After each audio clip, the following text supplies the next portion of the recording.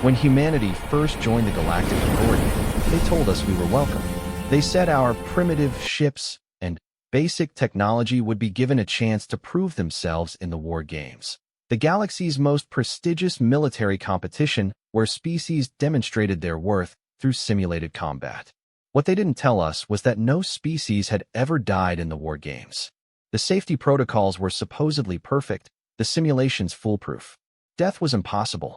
Until Marcus Chun, a 28-year-old human pilot from Earth's Pacific Fleet, became the first being in 800 years to die during the competition. The Galactic Authority called it an unfortunate malfunction. They offered his family 50,000 credits and a formal apology. They thought that would be enough. They were wrong. Because what the galaxy didn't understand about humans is this: we don't just mourn our dead, we honor them. And when someone tries to reduce our hero's life to pocket change and empty words, we don't get sad. We get dangerous. This is the story of how one human pilot's death exposed the galaxy's darkest secret, and how his family's quest for justice became humanity's declaration that we would never again be underestimated. The universe was about to learn why humans don't just participate in war games. We win them. The notification came through Admiral Sarah Chen's personal communicator at 0347 hours, Galactic Standard Time. She was reviewing supply reports for the Pacific Fleet when the soft chime interrupted her concentration. The message was brief, clinical in its efficiency, and devastating in its implications. Regrettably inform you that pilot Marcus Chun, service number H7749, Delta, experienced a fatal malfunction during War Games Simulation 7 Alpha. Full investigation pending. Compensation details to follow. Galactic Authority extends deepest regrets. Sarah read the message 3 times before the words penetrated her exhaustion. Marcus, her nephew, the young pilot who had volunteered for humanity's first participation in the galaxy's most prestigious military competition. The boy who had called her just 2 days ago, voice crackling with excitement over subspace communications, telling her about the incredible alien technology he was getting to work with. Dead. She set down her coffee with hands that remained steady through pure force of will. 30 years of military service had taught her to compartmentalize, to process shock in manageable pieces. But this wasn't just another casualty report. This was family. Marcus had been piloting the prototype human fighter, the Terran Vanguard, in a simulated battle against Zephyrian interceptors. According to the brief preliminary data, his ship's safety systems had simply failed. All of them. Simultaneously. The backup life support, the emergency ejection system, the quantum field stabilizers that prevented fatal acceleration forces. Everything that was supposed to make the war games completely safe had stopped working at the exact same moment. The probability of such a complete system failure, according to the Galactic Authority's own safety records, was approximately 1 in 7 billion. Sarah pulled up Marcus's service record on her workstation. 28 years old, graduated top of his class from Lunar Academy, specialized in Xenotech integration. He had volunteered for the War Games program not for glory, but because he genuinely believed it would help humanity prove itself worthy of full membership in the galactic community. The boy had always been an idealist. The holographic display showed his last recorded message, sent just hours before the fatal simulation. Marcus appeared tired but excited, his dark hair disheveled from the helmet he had been wearing during practice runs. Aunt Sarah, his recorded image said, grinning despite the fatigue lines around his eyes. You should see this place. The Nexus station is incredible. It's like a floating city the size of a continent.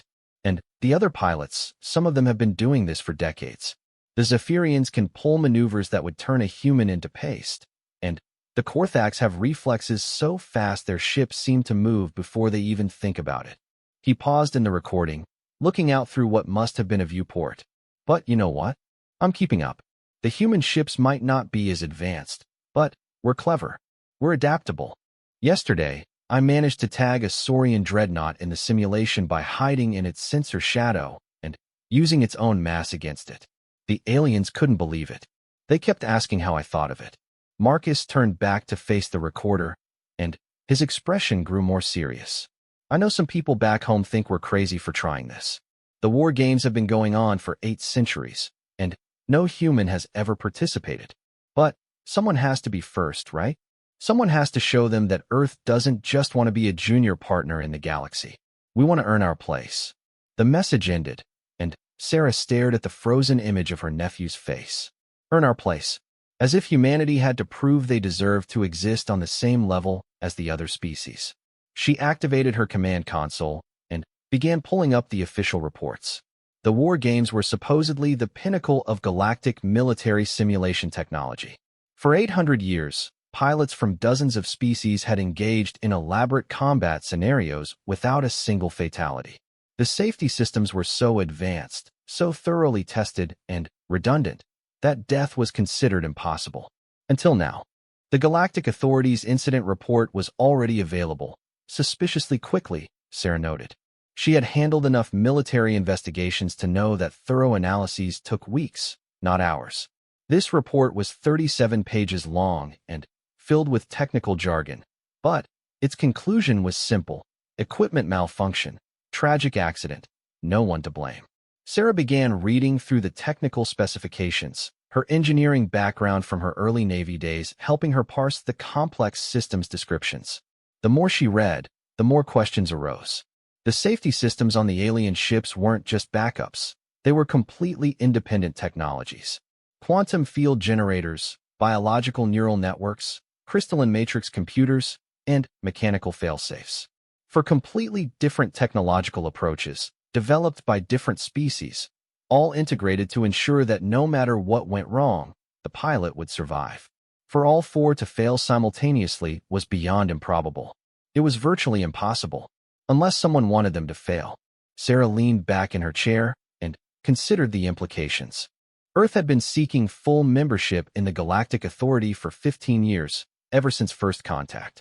Humanity had been granted provisional status, allowed to trade and communicate, but excluded from the inner circles of galactic politics. The war games had been presented as an opportunity, a chance for humanity to demonstrate their military capabilities and earn the respect of the older species.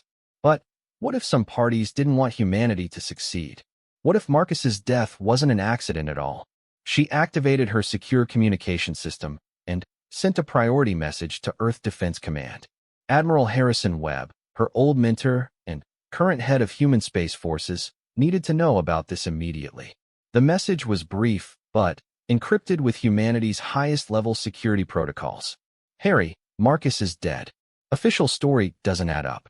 Requesting permission to investigate. This may be bigger than they want us to know. Sarah, the reply came back within an hour, which meant Webb had been awake and probably expecting bad news. Sarah, I've been watching the feeds from Nexus Station.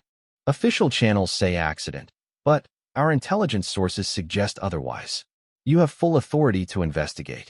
Bring Marcus home. And Sarah? Be careful. If they killed one of our pilots, they won't hesitate to silence anyone asking the wrong questions. Harry, Sarah felt a grim smile cross her face. Webb had been her commanding officer during the Martian independence crisis 20 years ago. He knew her well enough to understand that she wouldn't let this go, and smart enough to give her the resources she needed. She began making preparations immediately. The next transport to Nexus Station wouldn't leave for 6 days, but Sarah had contacts in the Merchant Marine who could get her there faster. More importantly, she had friends in places the Galactic Authority preferred to ignore. The first call went to Dr. Elena Vasquez, humanity's leading expert on alien technology. Elena had spent the last decade studying every piece of Xenotech Earth had been allowed to access, reverse engineering what she could and identifying the weaknesses the aliens probably didn't want humanity to know about.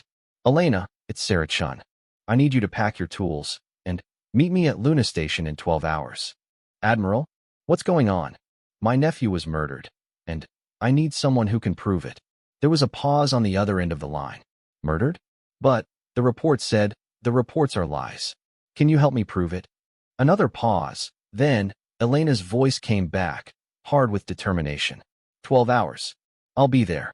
The second call went to Captain James Morrison, who commanded the fastest ship in Earth's small but growing merchant fleet. Morrison had been a Navy pilot before going civilian, and he owed Sarah a favor from the asteroid mining disputes 3 years ago. Jimmy, I need passage to Nexus Station, fastest possible route, no questions asked. Admiral, that's restricted space. I'd need authorization from, you have it. This is official Earth defense business, Priority Alpha. Morrison whistled softly. Priority Alpha meant potential threat to human survival. How fast do you need to be there? Yesterday. I can do it in 4 days if we push the engines hard. But, Admiral, if this goes wrong, my ship gets impounded and I lose my license. If this goes wrong, Jimmy, losing your license will be the least of our problems. The third call was the most difficult. She contacted her brother David, Marcus's father, who lived in the agricultural colonies near Alpha Centauri.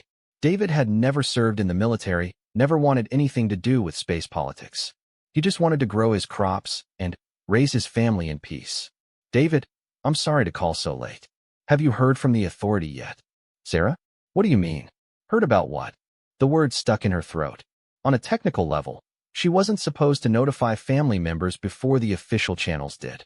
But she couldn't let her brother find out through some cold, bureaucratic message.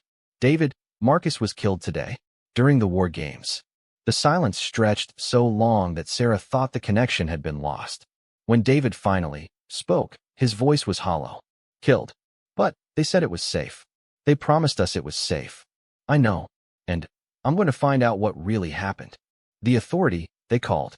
About an hour ago. They said there would be compensation. 50,000 credits and a formal apology. David's voice cracked. 50,000 credits, Sarah. They think my son's life is worth 50,000 credits. Sarah closed her eyes. 50,000 credits was barely enough to buy a used atmospheric shuttle. It was pocket change to the galactic government, an amount so small it was almost insulting. David, I want you to know that I'm not going to let this stand. I'm going to Nexus Station to investigate. I'm going to find out who killed Marcus and why. What if it really was an accident? What if it wasn't? Sarah's voice was flat, certain. For independent safety systems don't fail at once by accident. Someone wanted Marcus dead, and I'm going to find out who. She could hear David breathing heavily on the other end of the line. What do you need from me? Nothing. Just take care of your family. And David, don't accept their compensation. Not yet. Once you take their money, it becomes much harder to pursue justice. After ending the call, Sarah sat in her darkened office, looking out through the porthole at the stars. Somewhere out there, 800 light-years away, her nephew's body was lying in a morgue on an alien space station. The Galactic Authority wanted to write him off as an unfortunate accident and move on with their war games. They didn't understand humans very well. Sarah opened a new file on her personal computer and began typing. It would become the foundation for the most comprehensive investigation in human military history. She started with everything she knew about Marcus, his training, his mission, and the circumstances of his death. Then, she began listing every question that needed answering. Who had access to the safety systems on Marcus's ship? Why had the authority issued their report so quickly? What did humanity's participation in the war games really mean to the galactic power structure? And, most importantly, who had the most to lose if humanity proved they belonged among the galaxy's elite species? Sarah worked through the night, building her investigation framework and preparing for what she knew would be the most important mission of her career. By dawn, she had a plan. It wasn't safe, and it probably wasn't legal under galactic law, but it was thorough. Marcus Chun had died believing he was helping humanity earn its place in the galaxy. Sarah Chun was going to make sure his death served that purpose, just not in the way the aliens expected. She looked at the small photograph on her desk, taken at Marcus's graduation from Luna Academy. He was standing with his squadron, young and confident, wearing the blue uniform of Earth's Space Forces. At the time, Sarah had wondered if humanity was moving too fast, reaching too far into a galaxy that might not want them. Now she knew they hadn't moved fast enough, and someone was going to pay for Marcus's death. The transport to Luna Station departed in 8 hours. Sarah began packing her gear, including several items that weren't technically legal for civilian transport. If she was right about what had happened to Marcus, she was going to need every advantage she could get. The galaxy was about to learn something it should have figured out when humans first reached for the stars. When you kill one of ours, you don't just deal with a grieving family. You deal with all of us. Captain Morrison's ship, the Stellar Wanderer, was everything Sarah had expected from a civilian merchant vessel, cramped, loud, and held together by determination and spare parts. What she hadn't expected was how fast it could move when Morrison pushed the fusion engines past their safety limits. 4 days to Nexus Station, Morrison announced as they cleared Earth's gravity well. But, I'm telling you, Admiral, if the Authority impounds my ship for unauthorized entry into restricted space, I'm sending them your bill. Sarah was reviewing alien technical manuals in the tiny passenger compartment she shared with Dr. Elena Vasquez. Elena had arrived at Luna Station with 3 cases of analysis equipment and a grim expression that matched Sarah's own. The safety systems on these ships are incredible, Elena said, highlighting sections of the technical documentation on her portable display. Look at this. The Zephyrian quantum field generators create a protective bubble around the pilot that can withstand impacts up to 50,000 G-forces. The Corthax bioneural networks monitor pilot health at the cellular level and can trigger emergency procedures before the pilot even realizes they're in danger. Sarah studied the schematics Elena was showing her. The level of technological integration was staggering. Each alien species had contributed their most advanced safety technologies to the war games, creating ships that were virtually indestructible fortresses designed to keep their pilots alive under any conceivable circumstances. What about the human systems? Sarah asked. Elena pulled up a different schematic, and Sarah could immediately see the difference. Where the alien systems showed elegant curves and complex integration patterns, the human additions looked crude and grafted on. We weren't allowed to modify the core alien systems, Elena explained. Humans were only permitted to add our own safety backups, not integrate with their technology. So we installed redundant life support, emergency beacon systems, and backup power supplies. Good systems, but completely separate from the alien tech. Meaning what exactly? Meaning that if someone wanted to kill a human pilot specifically, they would only need to sabotage our add-on systems. The alien safety tech would still function perfectly for alien pilots, but humans would be vulnerable. Sarah felt a chill that had nothing to do with the ship's marginal environmental systems. You're saying this was targeted? I'm saying it's the only way it could have happened. The alien systems are too advanced and too well integrated to fail accidentally. But our systems? Elena shook her head. Someone with access to the technical specifications could disable them remotely. The journey to Nexus Station gave Sarah plenty of time to study the political situation surrounding humanity's participation in the war games. What she discovered made her increasingly suspicious about the circumstances of Marcus's death. Humanity had been invited to participate by a narrow vote of the Galactic Authority Council, 7 species in favor, 5 opposed, with 3 abstentions. The opposition had been led by the Hegemony Coalition, an alliance of the oldest and most powerful species who had dominated galactic politics for centuries. The coalition's official position was that humans were too primitive and aggressive to be trusted with advanced military technology. Their unofficial position, according to intelligence reports Sarah accessed through her military clearance, was that humanity represented a potential threat to the established order. Humans were young, adaptable, and apparently had an unusual talent for creative problem-solving that impressed even veteran alien pilots. In just the few weeks since arriving at Nexus Station, human participants had developed tactics that surprised observers and earned grudging respect from competitors. More importantly, humans were popular with the younger species, the ones who had joined the galactic community more recently and often felt overshadowed by the ancient powers.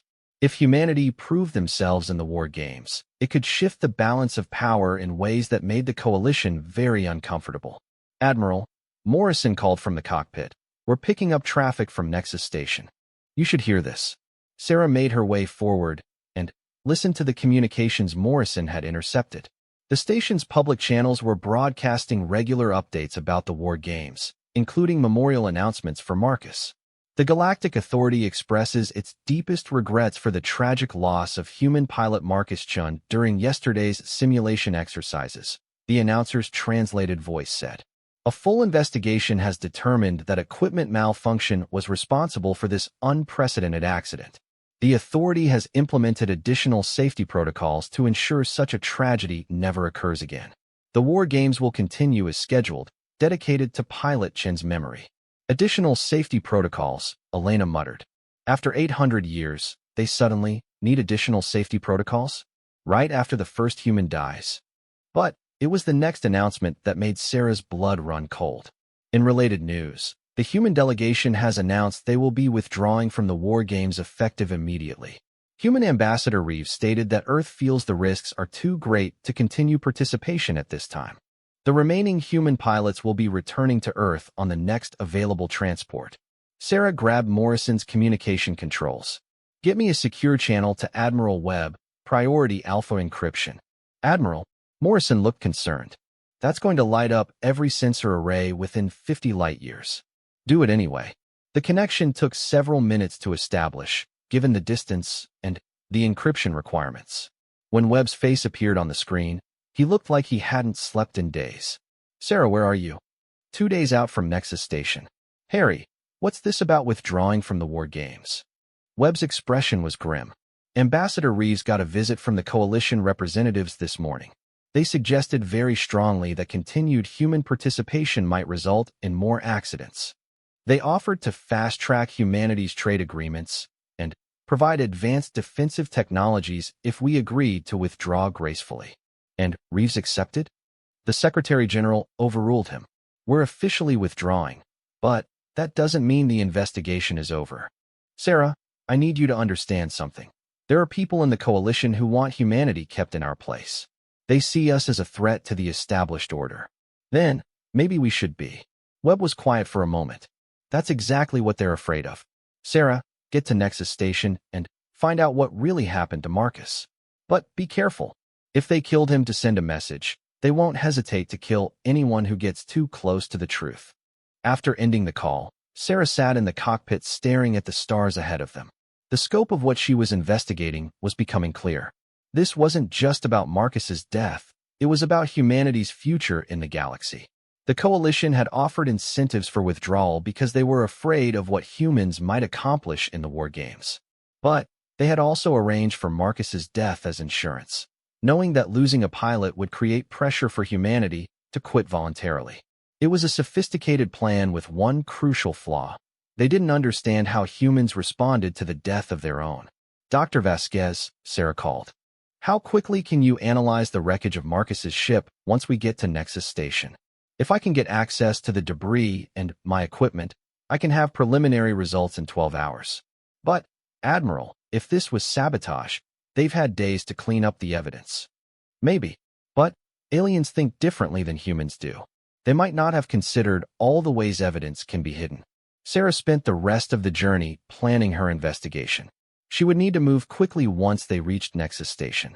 The official investigation was already complete, which meant accessing the crash site would require either official cooperation or creative interpretation of regulations. She chose creative interpretation. Morrison brought the Stellar Wanderer into Nexus Station through the merchant docking bays, avoiding the military sections where their arrival might attract official attention. Sarah and Elena disembarked wearing civilian clothing and carrying Elena's equipment in unmarked cases.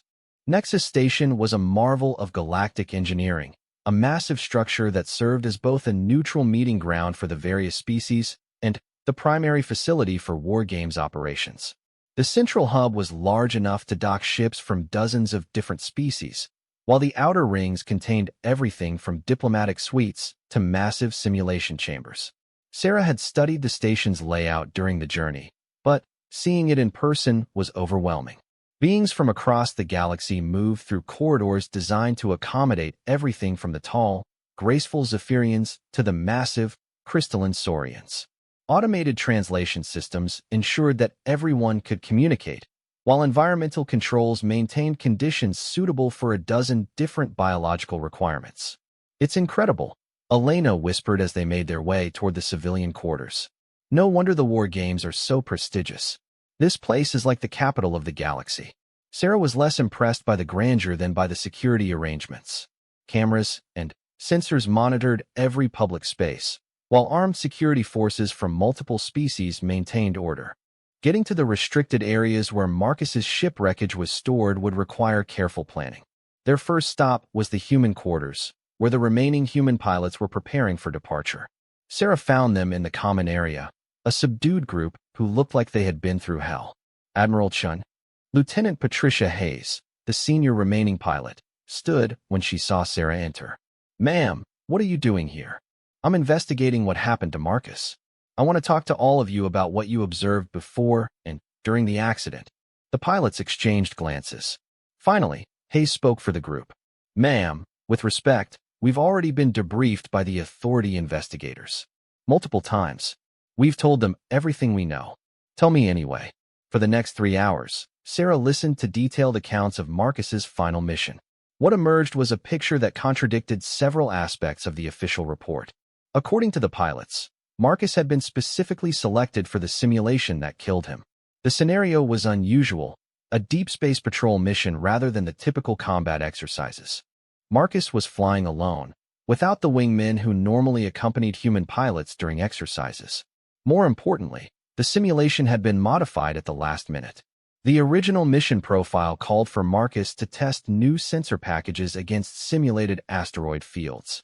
Instead, he was sent into a hostile contact scenario involving Zephyrian interceptors, ships that were faster and more maneuverable than anything in the human fleet. The mission parameters were changed about an hour before launch, Lieutenant Hayes explained. "Marcus mentioned it to me. He said the alien flight controllers told him they wanted to test how humans reacted to surprise situations." Who were the controllers for his mission? Zephyrian crew mostly. But there was also a hegemony coalition observer in the control room. Some kind of diplomatic oversight position. Sarah felt the pieces starting to fit together. A last-minute mission change, alien controllers, and a coalition observer. All the elements needed to arrange a convenient accident. What about communications during the flight? Did Marcus report any problems? That's the strange part. Another pilot, Lieutenant Chun, no relation, despite the name, said. Marcus was talking normally for the first 15 minutes of the simulation. Then, there was about 30 seconds of broken transmission, like interference or jamming. When communications came back, his voice sounded different, strained, like he was having trouble breathing. And then nothing. His ship just exploded. Complete destruction in about 3 seconds. Sarah thanked the pilots and sent them back to their preparations. She had enough information to begin her investigation, but she needed hard evidence. That meant getting access to the wreckage, which was stored in a restricted section of the station. Elena had been setting up her analysis equipment in their quarters while Sarah interviewed the pilots. When Sarah returned, Elena showed her the preliminary scans she had been able to take of the station structure. "I've identified where they're storing the wreckage," Elena said. "Level 7, Section C, in a secure forensics lab. The good news is that it's not in the maximum security area. The bad news is that it's still protected by multiple security systems and armed guards." "What about the electronic security?" "Standard galactic protocols. Very sophisticated, but I think I can bypass them. The real problem is going to be the biological sensors. They're designed to identify specific species and individuals, so even if we get past the electronic locks, the bioscanners will know we're human." Sarah studied the station schematic Elena had marked up. "What if we didn't try to hide what we are? What if we walked in like we belonged there?" "Ma'am, the authority invited humanity to participate in the war games. That makes us legitimate participants with rights under galactic law. If we phrase our investigation correctly, we're not breaking in. We're exercising our legal right to examine evidence related to human casualties." Elena looked skeptical. "You think that will work? It will work long enough for you to get the evidence we need. After that, it doesn't matter if they throw us off the station." They spent the rest of the day preparing. Sarah used her military credentials to access the station's legal databases, researching exactly what rights humans had under galactic law. Elena prepared her equipment for rapid deployment, designing analysis routines that could extract maximum information in minimum time. The plan they developed was audacious in its simplicity. They would walk into the forensics lab, announce their legal right to examine the evidence, and hope that bureaucratic confusion would give them enough time to discover what had really killed Marcus Chun. It was the kind of plan that could either expose a galaxy-wide conspiracy or get them both killed. Sarah considered the risks as she prepared for what might be the most important mission of her life. If she was wrong about Marcus's death, she would destroy her career and probably face imprisonment for violating galactic security laws. But if she was right, she might uncover evidence that would change humanity's relationship with the galaxy forever. Either way, she was going to find the truth. Because that's what humans did when someone killed one of their own. The forensics lab on level 7 was protected by 3 layers of security, each more sophisticated than anything Sarah had encountered in her 30 years of military service.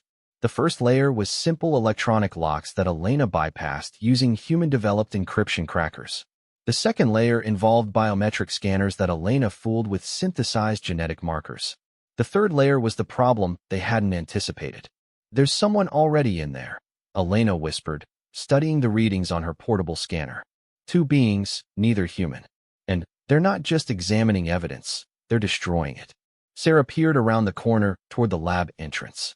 Through the transparent aluminum door, she could see 2 figures in environmental suits working over what had to be the remains of Marcus's ship. One was tall and thin, probably Zephyrian, while the other was shorter and broader, possibly Korthax. "Can you tell what they're doing?" Elena enhanced her scanner's resolution. "They're using some kind of molecular disruptor. Whatever evidence might have been in that wreckage, they're erasing it at the atomic level." Sarah felt anger rise in her chest, like molten metal. Not only had they killed Marcus, now they were destroying the proof. But rage could wait. Right now, she needed to think like a tactician. How long before they're finished? At the rate they're working? Maybe 20 minutes. "Sarah, if we're going to get any evidence, it has to be now."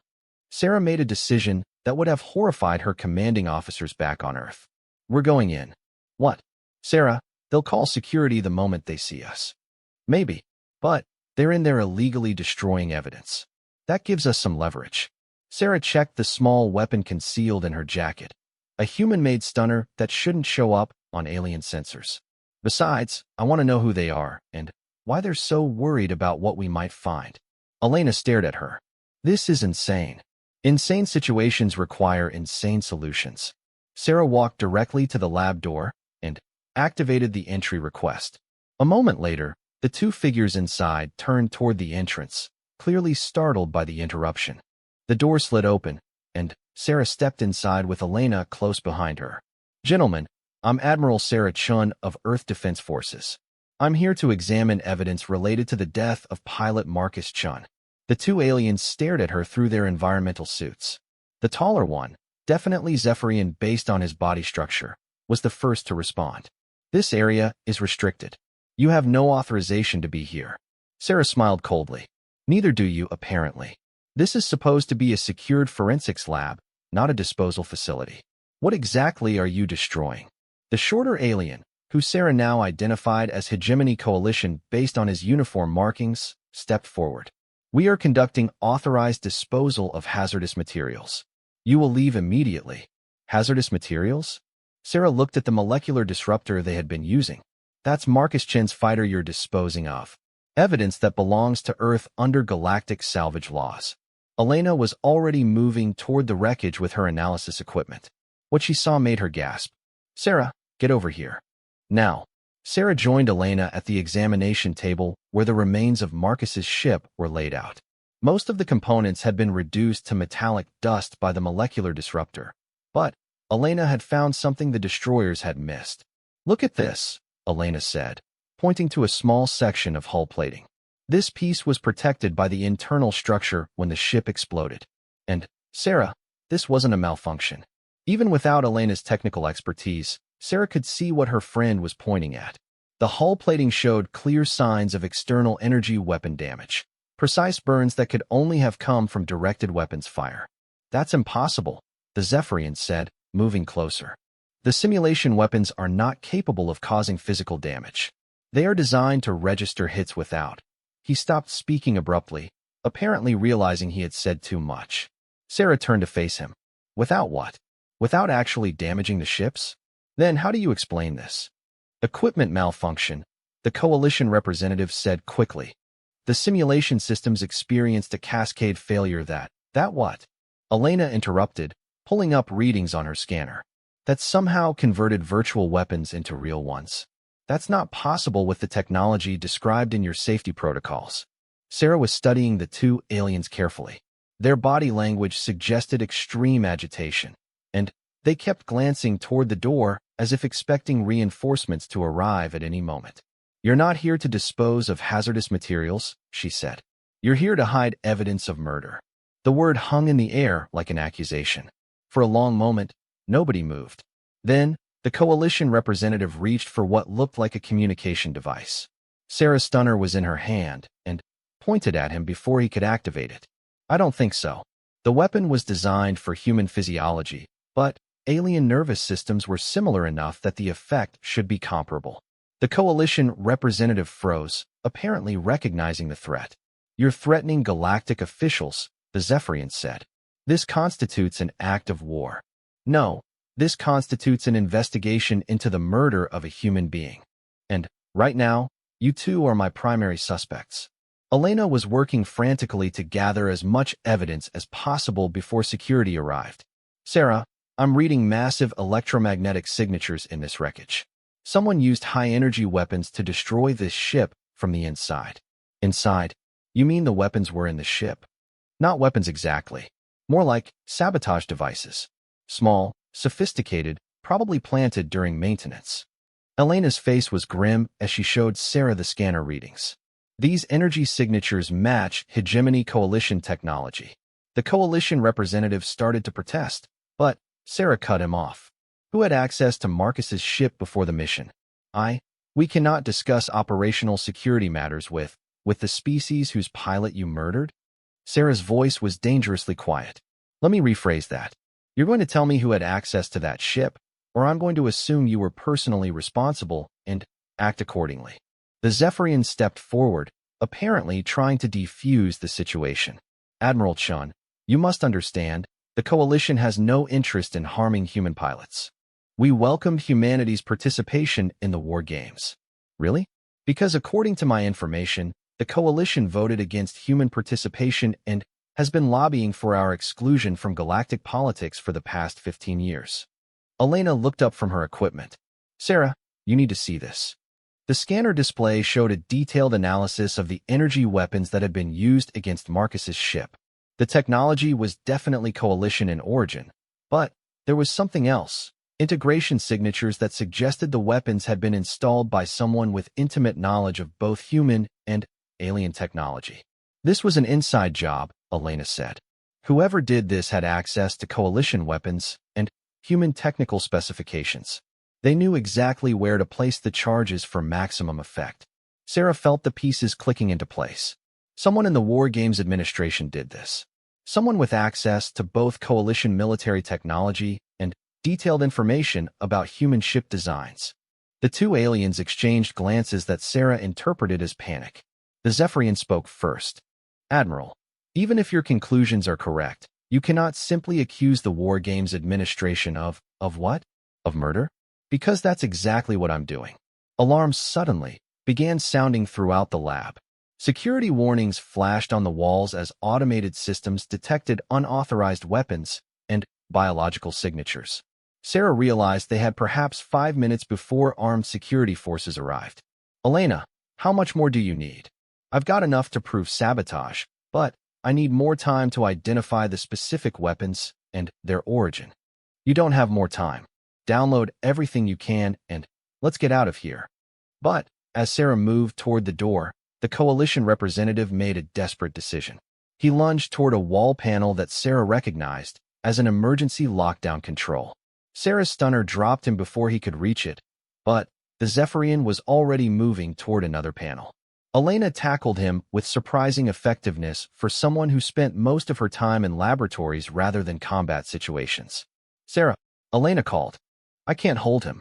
Sarah reached the Zephyrian just as he activated something that made every warning system in the lab start screaming. Emergency barriers slammed down over the exits while containment fields activated around the examination tables. "What did you do?"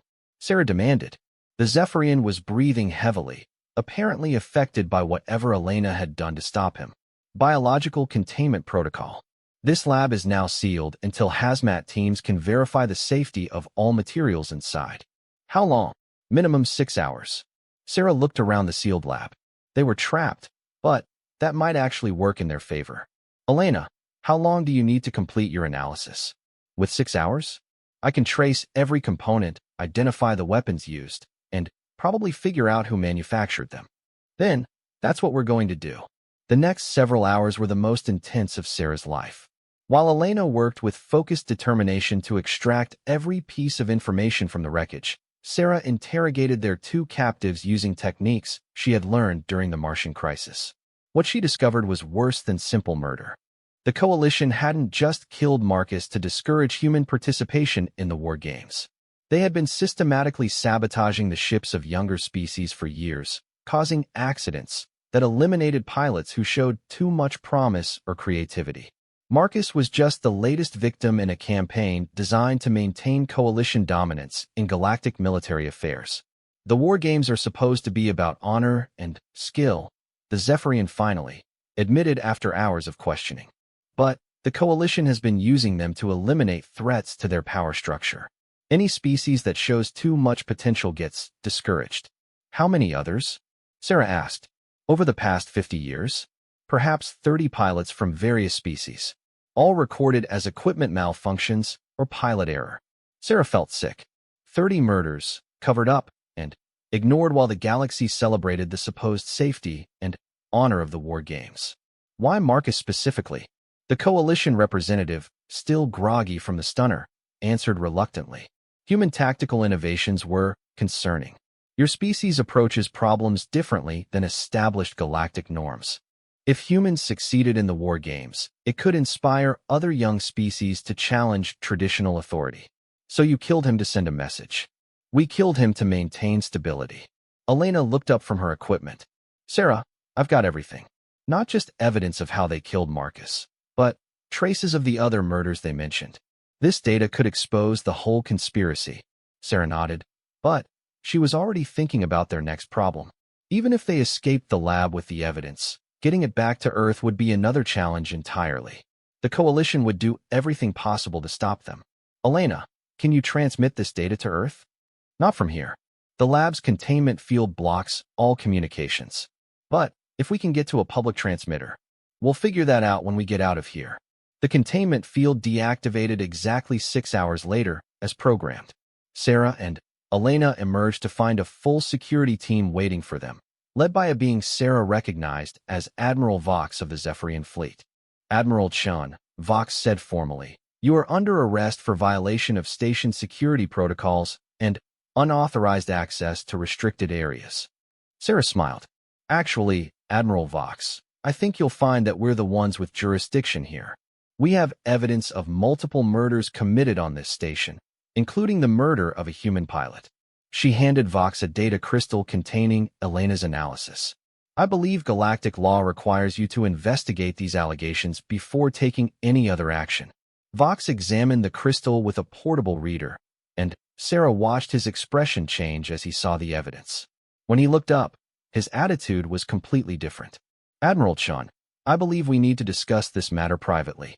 And immediately. As security escorted the 2 saboteurs away, Sarah realized that her investigation had uncovered something much larger than Marcus's murder. She had found evidence of a conspiracy that went to the heart of galactic politics. But, more importantly, she had proof that humans belonged among the galaxy's elite species. Not because they were granted permission, but because they had earned it through courage, skill, and an unwillingness to accept injustice. Marcus's death would not be in vain. His sacrifice was about to change everything. Admiral Vox's private office was designed for beings much taller than humans, forcing Sarah to crane her neck to look at the Zephyrian commander across his massive desk. Elena sat beside her, clutching the portable storage device that contained the most damaging evidence against the Coalition conspiracy they had ever compiled. What you have shown me, Vox said carefully, represents a fundamental challenge to 8 centuries of war games tradition. If this data is authentic, it suggests that the most revered competition in galactic history has been corrupted by systematic murder. Sarah leaned forward. The data is authentic. Your own forensics teams can verify every piece of evidence we collected. The question is, what are you going to do about it? Vox's feathered crest flattened against his skull, a sign of deep distress in Zephyrian body language. You must understand, Admiral Chun, the implications extend far beyond the war games themselves. The coalition species have been the foundation of galactic stability for millennia. If they have been engaging in systematic elimination of promising pilots, then that stability was built on a lie, Sarah finished. Admiral, 30 pilots from a dozen species have been murdered over 50 years.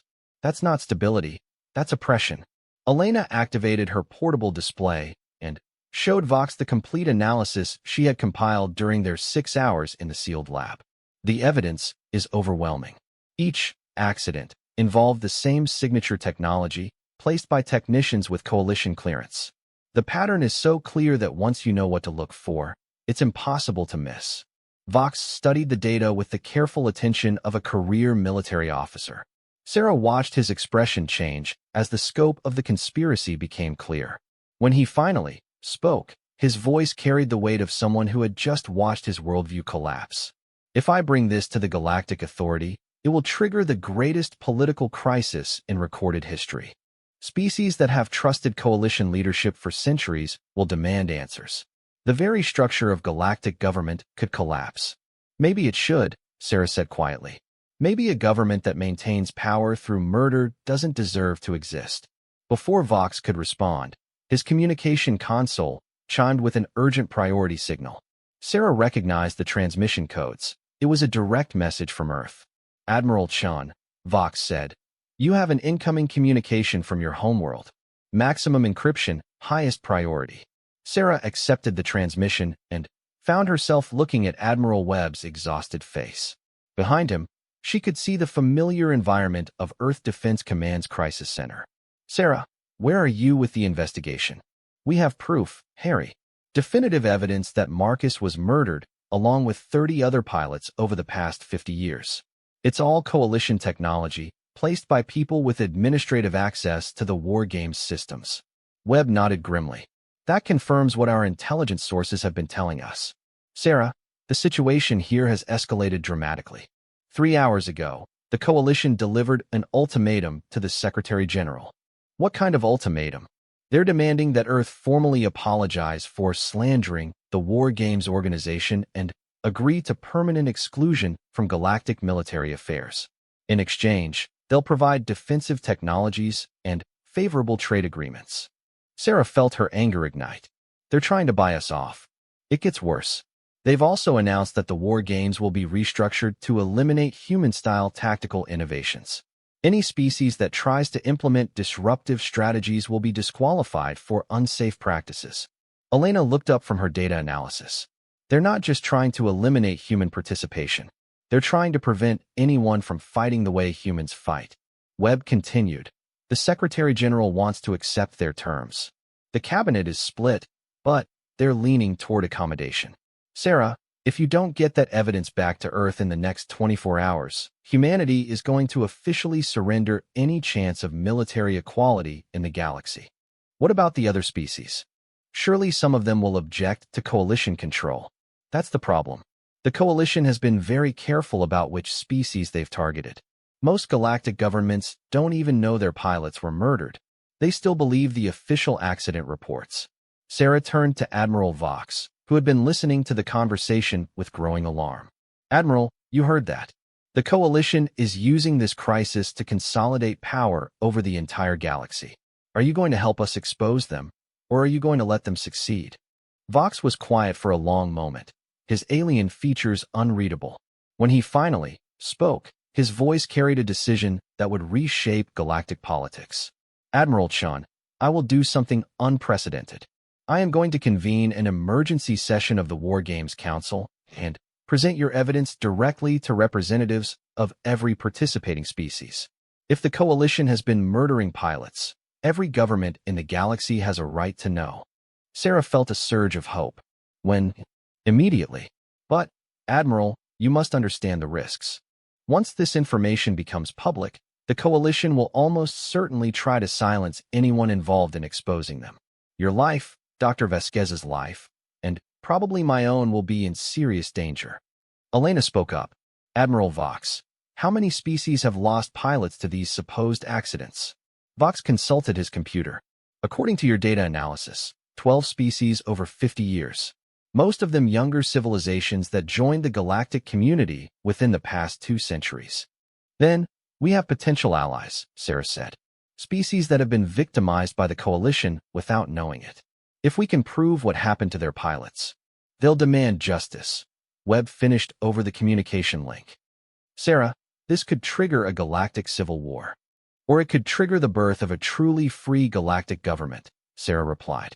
One based on justice instead of fear. Vox stood, his full height making him an imposing figure even to someone accustomed to commanding respect. Dr. Vasquez, how quickly can you prepare a comprehensive briefing for the Council? I have most of it ready now, Elena said. But I'll need access to your forensics labs to verify some of the technical details. And, Admiral, we'll need protection. If the Coalition realizes what we're doing. They already know, Vox said grimly. The beings you captured in the lab have disappeared from detention. Coalition security teams removed them an hour ago, citing diplomatic immunity. Sarah felt a chill. They're cleaning up loose ends. Which means we need to move fast.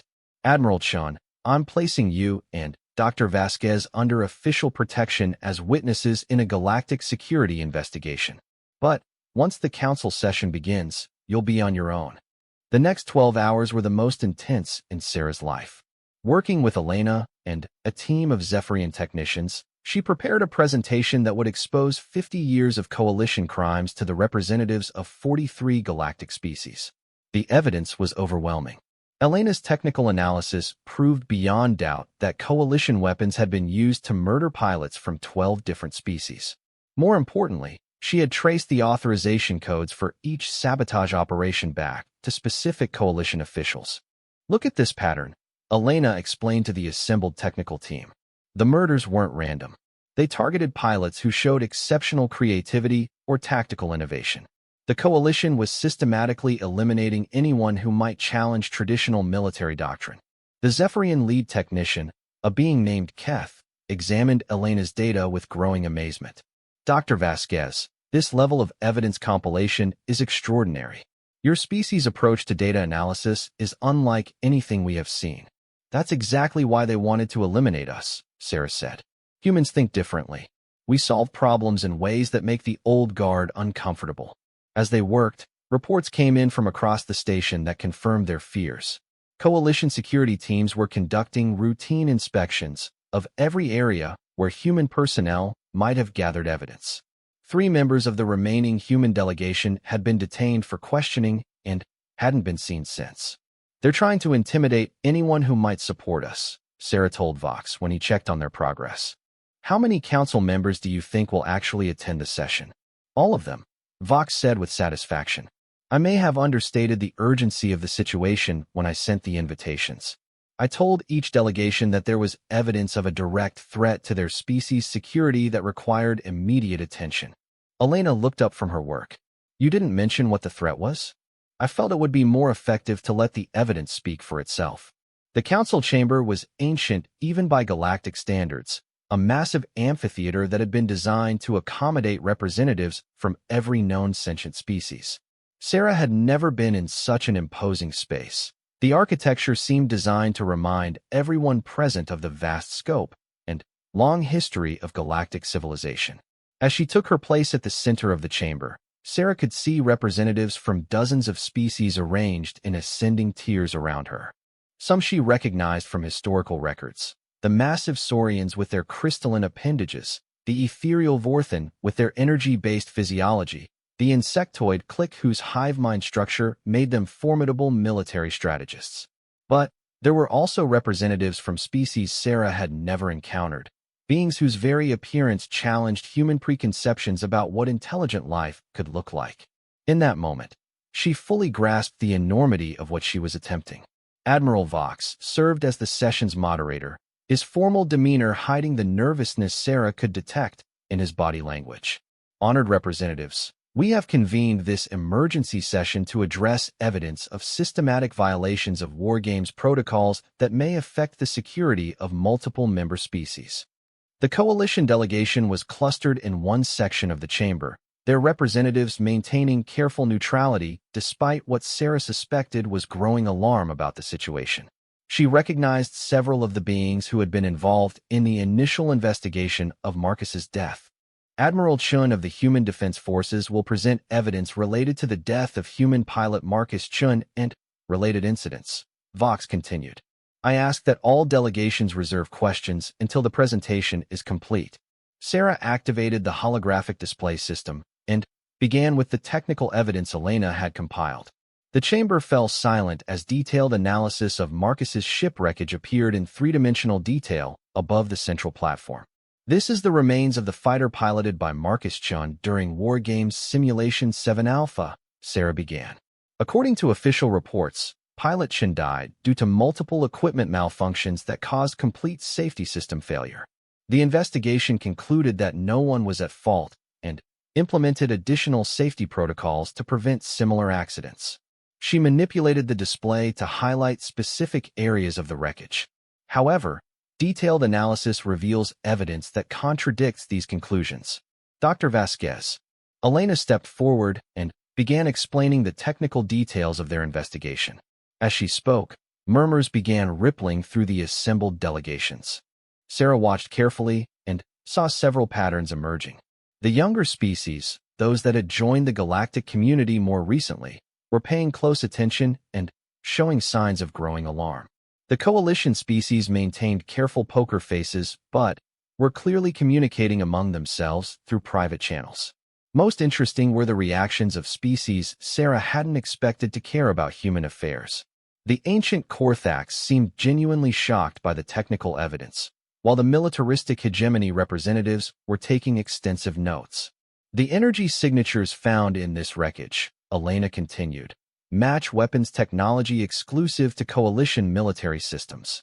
More importantly, the placement and timing of these weapons indicates detailed knowledge of human ship design and mission parameters. At this point, the coalition representative requested permission to speak. He was a being Sarah didn't recognize, taller and more imposing than the officials she had encountered previously. The evidence presented by the human delegation is interesting but inconclusive, the coalition speaker said. Energy signatures can be caused by many different technological interactions. To suggest that coalition forces were involved in sabotage without direct proof is irresponsible and potentially destabilizing to galactic relations. Sarah had expected this response. You're right that energy signatures alone might be inconclusive. That's why we also have this. The holographic display shifted to show Elena's analysis of authorization codes found in the wreckage.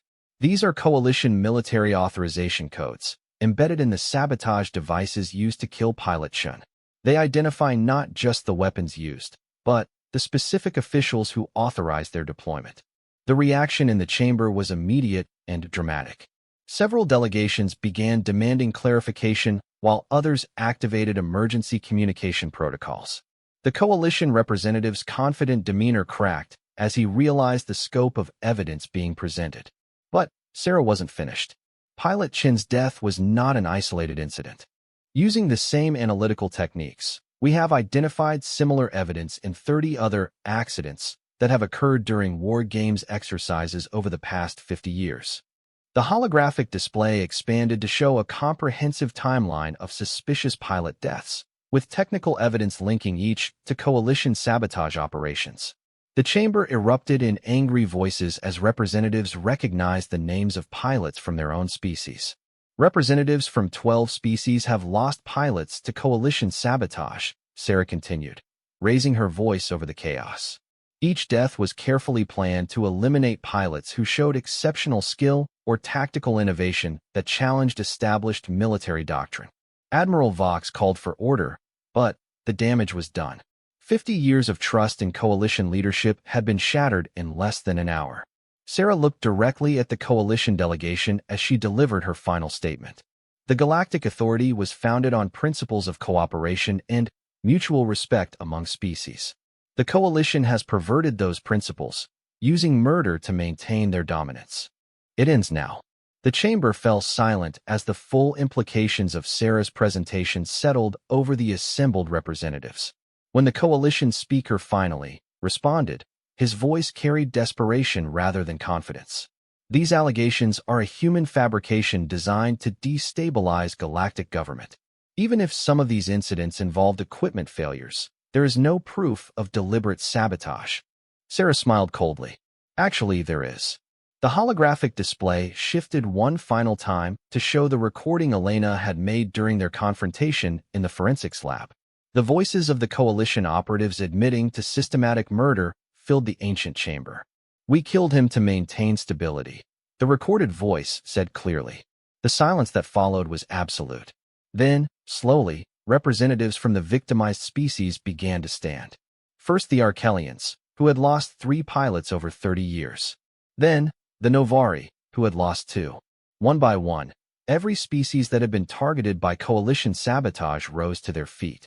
Finally, Admiral Vox himself stood, followed by delegations from species that had never lost pilots but were horrified by what they had learned. The Coalition delegation found themselves isolated in a chamber full of beings demanding justice for 50 years of murder and deception. Sarah realized that her investigation had accomplished something she had never dared hope for. Marcus's death had not just exposed the Coalition conspiracy. It had united the galaxy's younger species against the established order. The revolution was about to begin. The Galactic Authority's Emergency Assembly Hall had never witnessed anything like the scene that unfolded in the hours following Sarah's presentation. Representatives from 43 species engaged in intense debates, forming alliances, and making declarations that would reshape the political structure of the galaxy. Sarah found herself at the center of discussions she had never imagined possible when she first set out to investigate Marcus's death. Species that had been dominated by Coalition politics for centuries were demanding immediate action, while others called for measured responses that wouldn't destabilize galactic civilization. "Admiral Chun," said Ambassador Thex of the Arkelian Confederation, "my government wants to know what humanity proposes as a response to these revelations." Sarah looked around the informal gathering that had formed in one corner of the assembly hall. Representatives from 12 species that had lost pilots to Coalition sabotage had come together to coordinate their response, and somehow they were all looking to her for leadership. "Honestly, Ambassador, I hadn't thought that far ahead. My only goal was to find out what really happened to my nephew and make sure justice was served." "Well, you've certainly accomplished that," said General Crix of the Hegemony Alliance. "But now we face the question of what comes next. The Coalition has controlled galactic military policy for 8 centuries. Their removal would leave a massive power vacuum." Elena looked up from the data analysis she had been conducting since the presentation ended. "I've been studying the political implications of what we've uncovered. If the Coalition species are removed from positions of authority, approximately 60% of current galactic military command structure would need to be replaced. That's not necessarily a bad thing," observed Captain Iriel of the Novari fleet. "Our species joined the galactic community expecting equality and cooperation. Instead, we've been subjected to what amounts to systematic suppression of our military development." Admiral Vox approached the group, his expression grave. "I have just received word from the main assembly. The Coalition delegation has formally rejected all accusations and demanded that this session be declared invalid on procedural grounds." Sarah felt her anger spike. They're still trying to cover this up? More than that, they've activated something called Protocol 7, which grants them emergency authority over station security. Coalition forces are currently attempting to seize control of Nexus Station. The implications hit Sarah immediately. They're staging a coup. It appears so. But, Admiral Chun, their actions may have provided us with an unexpected opportunity. Before Vox could explain, alarms began sounding throughout the station. Emergency announcements in multiple languages echoed through the corridors, informing all personnel that Nexus Station was under martial law by order of the Coalition Emergency Authority. "That settles it," Sarah said grimly. "They're not just trying to cover up murder, they're attempting to overthrow the galactic government entirely." General Crix activated his communication device and began issuing rapid orders in his native language. "I'm ordering my ships to defensive positions around the station. Coalition forces will not take control while hegemony citizens are present." Other representatives began making similar calls, and Sarah realized she was watching the formation of an impromptu alliance against Coalition authority. But she also knew that military action alone wouldn't solve the deeper problem. We need more than defensive positions, she said.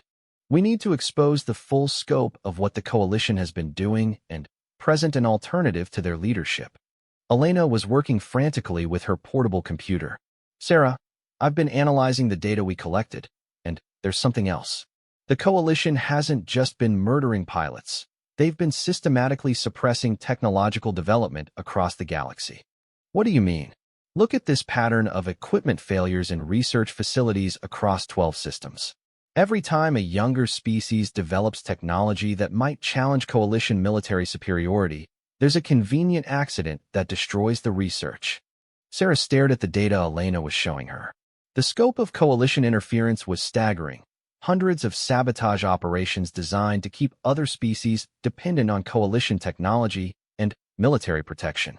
They've been running a protection racket, she said, creating the problems they claim to solve. Admiral Vox's communication console chimed with an urgent message. After reading it, his expression became even more serious. The coalition has issued an ultimatum to all station personnel. Anyone who participated in what they call this seditious gathering has 1 hour to surrender for questioning or face military action. How many ships do they have? Sarah asked. 12 coalition dreadnoughts arrived shortly after Protocol 7 was activated. More are en route. Sarah looked around at the representatives who had gathered around her. Each represented millions or billions of citizens from species that had been oppressed by coalition policies for centuries. If they could coordinate their response effectively, they had the potential to field a military force that could challenge coalition dominance. But first, they needed to get off Nexus Station alive. Admiral Vox, what's the fastest way to get this information to our home governments? The quantum communication array in the station's central hub. But it's heavily defended, and the coalition will certainly try to prevent us from accessing it. Elena looked up from her computer. What if we don't need the central array? What do you mean? Human quantum communication technology is different from galactic standard systems. We use distributed networks instead of centralized arrays. If I can modify some of the personal communicators here, I might be able to create a transmission powerful enough to reach our ships. Sarah felt hope ignite. How long would it take? 20 minutes, maybe 30. But I'd need components from at least 6 different communication devices. Without hesitation, the assembled representatives began offering their personal equipment. Sarah watched in amazement as beings from species that had never worked together began collaborating with the efficiency of a veteran military unit. While Elena worked on the communication system, Sarah coordinated with the various military commanders to plan their escape from the station. The coalition had superior firepower, but the Allied ships had advantages in speed and maneuverability. The key is simultaneous action, Sarah explained to the group. Elena sends the evidence to all our governments while our ships break coalition containment. Once this information reaches our home worlds, the coalition won't be able to suppress it. Admiral Vox studied the tactical situation on his display. The coalition is positioning their dreadnoughts to prevent any ship from leaving the system. Even if we coordinate our departure, some of us may not make it. Then, we make sure the ones who do make it count, Sarah said firmly. Elena announced that the communication modifications were complete just as coalition security forces began moving through the station toward their location. Sarah could hear weapons fire in the distance as pockets of resistance formed among station personnel who refused to surrender. This is it, Sarah told the group. Elena transmits the evidence. Then, we fight our way to the docking bays and get off this station. Everyone ready. The response was immediate and unanimous. Beings from a dozen different species, many of whom had been enemies or rivals just hours before, stood together united by their commitment to justice and freedom. Elena activated the modified communication system and began transmitting the complete evidence package to every government in the galaxy. The data stream included not just the proof of coalition murders, but also Elena's analysis of technological suppression and Sarah's strategic assessment of how the conspiracy had operated. Transmission complete, Elena announced. Every major government in the galaxy now has proof of coalition crimes. The response was almost immediate. Communication channels throughout the station lit up with messages from governments across the galaxy demanding explanations from the Coalition and expressing support for the victimized species. But the Coalition's response was equally swift and much more violent. The first explosion shook the entire station as Coalition forces began using heavy weapons against areas where resistance had formed. Sarah realized that the conspirators were willing to destroy Nexus Station itself rather than allow their crimes to be exposed. "Move," she shouted to the group. "They're not planning to leave any witnesses." The journey to the docking bays became a running battle through corridors filled with smoke and debris. Coalition security forces had superior numbers and equipment, but the Allied group had something the Coalition couldn't understand. They were fighting for principles rather than power. Sarah found herself in the unusual position of leading a military unit composed of beings from multiple species, each with different capabilities and communication methods. It should have been impossible to coordinate effectively, but somehow it worked. The humans' tactical flexibility combined with Zephyrian speed, Archelian strength, and hegemony technology to create a fighting force unlike anything the Coalition had encountered. They reached the docking bay as the second wave of explosions rocked the station. Sarah could see through the transparent aluminum viewports that the battle had expanded into space, with ships from both sides engaging in combat around Nexus Station. "My ship is closest," Admiral Vox announced. "But it only has capacity for 12 passengers." Sarah did quick calculations. There were 18 people in their group, including herself and Elena. Someone would have to stay behind. "I'll remain with the station's defense force," General Crix announced. "My government needs time to mobilize our fleet, and someone has to coordinate resistance here." 3 other representatives volunteered to stay, reducing the group to a manageable size. As they boarded Vox's ship, Sarah looked back at the beings who were remaining to continue the fight. "This isn't over," she told them. "What we've started here today is going to change everything." The escape from Nexus Station became a legend that would be told across the galaxy for generations. Vox's ship, carrying the evidence that would topple the Coalition, was pursued by 3 Coalition dreadnoughts through a running battle that lasted 6 hours. But they weren't alone. As word of the Coalition's attempted coup spread, ships from dozens of species converged on the Nexus system. What had started as an investigation into one pilot's death became the opening battle of a galactic civil war. Elena worked throughout the escape, analyzing tactical data and providing real-time intelligence to the growing fleet of Allied ships. Her human perspective on space combat proved invaluable in coordinating attacks that the Coalition couldn't predict or counter effectively. "They're falling back," Elena announced as the Coalition formation began to withdraw. "Their central command ship is requesting parley." Sarah laughed, but there was no humor in it. Now they want to negotiate. After 50 years of murder and 8 centuries of oppression. Admiral Vox looked at her with something like admiration. "Admiral Chun, what terms do you think humanity would accept?" Sarah considered the question carefully. A few days ago, humanity had been seeking acceptance into galactic society as a junior partner. Now they were in a position to help reshape that society entirely. "Complete dissolution of Coalition authority," she said finally. "Full disclosure of all suppression activities. Reparations to the families of murdered pilots, and compensation for suppressed technological development. And, most importantly, a new galactic government based on equality rather than hierarchy." "Those are significant demands," observed Ambassador Thex. "They murdered our people," Sarah replied. "They suppressed our development.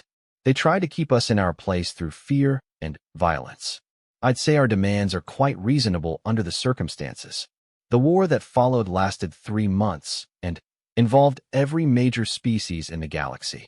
In the end, Coalition forces were defeated not through superior firepower, but through the alliance of species that had been victimized by centuries of oppression. Sarah found herself serving as one of the primary architects of the new galactic government that emerged from the conflict. The principles were simple. No species would hold permanent authority over others. Technological development would be shared rather than suppressed, and military competition would be conducted through actual games rather than simulated wars designed to maintain existing power structures. Marcus Chin's name was inscribed on the memorial that was erected at the site where Nexus Station had once stood. But, more than a memorial, It became a symbol of the principle that had emerged from the crisis. No individual's sacrifice would be forgotten or meaningless if it served the cause of justice. Standing at the dedication ceremony 6 months later, Sarah thought about her nephew and the events his death had set in motion. Marcus had volunteered for the War Games, believing he was helping humanity prove itself worthy of galactic acceptance. In the end, he had done something much more important. He had helped prove that the galaxy was worthy of humanity. The new War Games that were established under the reformed galactic government were everything the original had claimed to be, a true test of skill and innovation where species competed on equal terms.